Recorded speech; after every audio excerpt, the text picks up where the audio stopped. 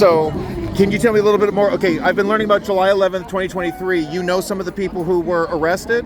Yeah, actually, my brother-in-law, he's currently right now under ICE detention right now because they wrongfully he came to the United States in a boat, freeing because his life was actually threatened from going out on July 11th. Okay. So he actually came in a boat, and now he's currently right now under ICE detention because Obama took out the dry foot, wet foot policy.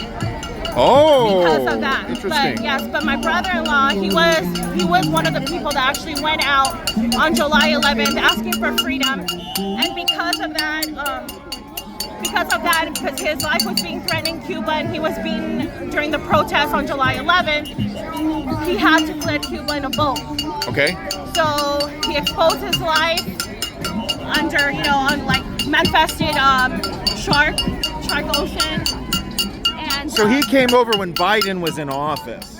He came over when Biden was in office, and Okay. because Obama took the dry foot, wet foot policy for Cubans, so basically he became illegal. To explain the dry foot, wet foot, explain that to me. I don't know what year it started, but just tell me what it is.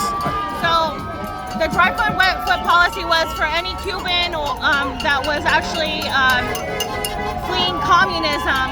They would come to the United States through ocean, and as soon as they touched land, they were given already what's it called, like a green card and so on. I really don't know much about it, but that's what I have heard from my parents. Okay.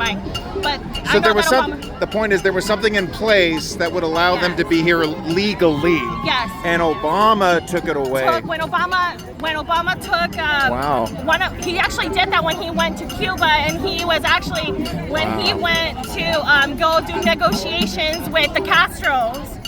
He was the one that took out that policy before he left the White House.